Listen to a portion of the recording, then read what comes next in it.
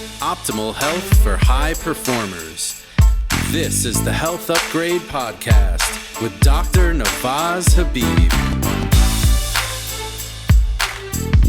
Hey everyone, it's Dr. Habib, and welcome to a 10-minute upgrade session on how to upgrade your vagus nerve. Now, many of you may not know what the vagus nerve is. I've actually researched it and done a lot of my own work to figure out what it is, to the point where I actually wrote a book on this exact topic, on how to activate your vagus nerve. And the vagus nerve really is the key to upgraded health. It really truly is an overlooked piece of our health puzzle in helping to create the exact right type of balance that we need within our body, allowing us to get to a position, get to a place in our health where we're able to shift from a stressed state to a non-stressed state, to a rest, digest, and recovery state. So that's what we're going to talk about today, the vagus nerve. The vagus nerve is the 10th cranial nerve. It is one of the 10 nerves that begins in the brainstem, goes to parts of the head, the cranium itself. And actually, this is the only one of those 12 cranial nerves that leaves the head cavity. It actually is the only one to go through the neck and actually go to other organs as well. This is where it becomes really important. The importance of the vagus nerve is illustrated by the fact that it courses through a sheath in our neck called our carotid sheath. And that is actually right in line with the carotid artery and the jugular vein. Those are the blood vessels that actually bring blood from the heart to the brain. So it just goes to show you how important that nerve truly is, that it needs to be actually traveling alongside those two most important blood vessels when it comes to our brain health and to our overall ability to get oxygen to our brain and carbon dioxide and other toxins from our brain. In its structure, it then continues to pass through into the thorax, into the chest area, and it actually sends branches to so many different organs once it reaches this area. It's quite vague in how it sends its information to all these places, hence it's called the vagus nerve. It's called the wanderer because it goes to so many different organs. Once it's in the thorax, it goes to the heart, it sends a branch to the lungs. It'll actually then course right down through the diaphragm and into the abdomen. In the abdomen, it's going to send branches to the stomach, the small intestine, the large intestine, the spleen, the kidneys, liver, pancreas, gallbladder, essentially you name it. Every single organ in our abdomen, every single organ in our thorax will have a branch from the vagus nerve. Seems pretty redundant to have a nerve that goes everywhere.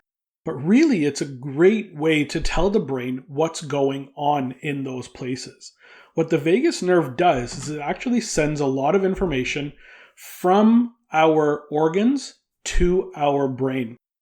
It sends that information up as more of a thermostat to check and say, hey, this is what's going on in the rest of these bodily organs. This is what's going on with the microbiome and your bacterial balance in your gut, sending information up to the brain saying, hey, there's something going wrong or there's something working correctly here. We need to make sure that that information gets to the right place. And so about 80 to 85% of the information on the vagus nerve is actually coming from those organs, telling the brain what's going on. We then have about 15% of that information coming down from the brain to those organs to then tell them whether they should be turned on or turned off. And this is based on what state we are in, our physiological state. Are we in a state of stress, fight, or flight? Are we trying to react to negative things that are happening around us, challenges that require our immediate attention? Or are we in a calm, rest, digest state? Where can we actually send that blood flow? Are we now able to focus on digestion and focus on reproduction and focus on the improving the actual function of the things that are going on inside our bodies? That's where 15% of the information is going to go and tell those organs, yes, you can turn on when we're in a rest and digest state. We're going to say, yeah, liver, go for it. Let's start cleaning out what's coming in through the portal vein. Let's go to the spleen and start filtering out the blood. Let's go to the intestines and say, yeah, let's pump that food along and let's digest and absorb the nutrients that we then need. When we're in a stress state, it's actually going to shut off all of those organs. And that's really important because true health, as we know, begins in the gut. And we need to absolutely take control of that function. And if we are under a chronic state of stress, we're turning off that vagus nerve, we're turning off that 15% of information to the gut, to the liver, to all of those other organs. This is really, really important because if we're not sending blood flow and we're not sending information to those organs, they're not going to be able to function correctly. And so under states of chronic stress, we actually can get into a situation where more problems occur and we actually go into a more negative state of health and actually have more challenges coming up because we're not in that positive state. The other two spaces where information can be passed from the brain to the vagus nerve or from the vagus nerve to the brain are in what we normally think of what nerves truly do. About 3 to 4% of the information on the vagus nerve is actually transmitted from the brain to the muscles of the airways, the larynx, and the pharynx, the muscles in and around our airways and our upper gut. This is really important because this is where we're going to absorb this is where we're going to start taking in air. This is where we're going to start to chew our food and make sure that these muscles of our airways are open. So oftentimes we'll find when these things are dysfunctional that people are not breathing correctly. They tend to be very shallow breathers. They tend to be breathing with their mouth, in fact. We should be breathing far more with our nose. This is our breathing hole. We should be breathing through our nose and chewing and eating with our mouth. Our mouth is there as a backup breathing tool if something happens with the nose. So it's really important that we keep those muscles and that airway open, patent, doing the job that it needs to do. And so training those muscles and training that information to pass through the vagus nerve is very important to overall health. The last place is information from skin of the ear. This is really cool. We can actually use this in therapy for the vagus nerve to help support it. And we can use all of these tools that we've already discussed as therapeutic approaches to upgrade or activate the vagus nerve. About 1 to 2% of the information that goes through the vagus nerve is sensory information from the skin of the ear. So just by touching this area of your ear on the inside part of your ear here, on the skin, we're actually sending information through the vagus nerve. And this can be a really great tool, like I said, in regards to therapy, in regards to supporting the approaches of health in the vagus nerve. So overall now, we've got 4 different functions. About 85% of that information, 80 to 85% of the information on the vagus nerve is coming from the organs in the gut, the abdomen, the thorax, and up to the brain. About 15% of the information on the vagus nerve is going from the brain to those organs, telling them what state to be in and what that function should be. About 3 to 4% is from the brain to the muscles of the larynx and pharynx around the throat, the neck. And that last 1 or 2% from the skin of the ear back up to the brain. And so knowing this and being completely aware of this, we can now actually choose the exact right ways to activate our vagus nerve based on where it's innervated, based on where those nerves are going to send information to. The number one best way to activate your vagus nerve and to shift your state from sympathetic fight or flight into parasympathetic rest, digest, vagus activated recovery is with deep breathing exercises.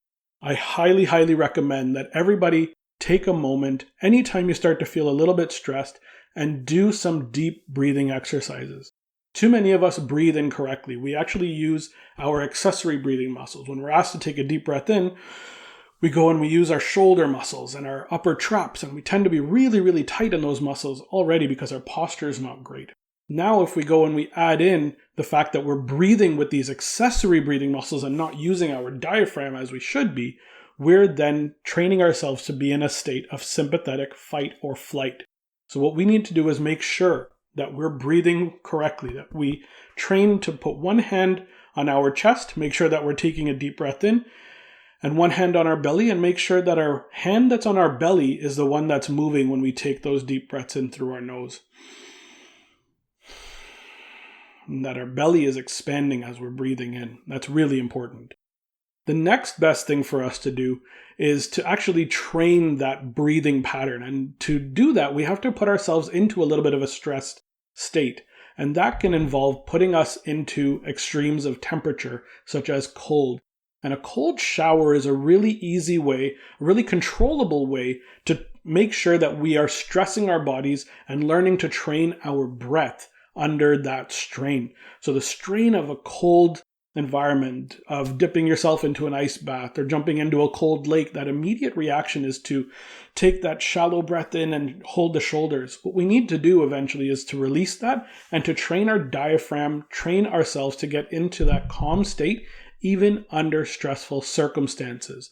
So cold showers are a wonderful way, or cold exposure is a wonderful way to train that, because you can control that temperature. And if it's too much, you can always stop. The last one, which is really interesting and quite important, is sunlight exposure. When we expose ourselves to sunlight, we expose ourselves to a vitamin D activating energy that allows our body to really turn on and to shift into a positive state. If you ever notice that you tend to feel a lot better when you go on vacation, if you're sitting there in the sun, you're calm, you're relaxed, the sunlight itself actually improves that. And to prove that it's not just the vacation that does this, even when you're at home during the summertime, when the weather is not cold and stormy, when you're outside in that sunlight, you tend to feel better, your body recovers better, and you get to activate that vitamin D. And that's going to have a very positive effect on the immune system and the inflammation balance that starts in the gut, and that sends direct information to the vagus nerve, telling us that we're in a great positive state. If you want to learn more about the vagus nerve, continue to listen to this podcast, continue to watch these videos, and I highly recommend checking out my book, The Vagus Nerve Book, or go to www.vagusnervebook.com and check out my book, Activate Your Vagus Nerve. And if you want to learn more about us and what we do, you can go to healthupgraded.com. I hope you enjoyed this 10-minute upgrade. Take it easy, and we'll see you on the next one.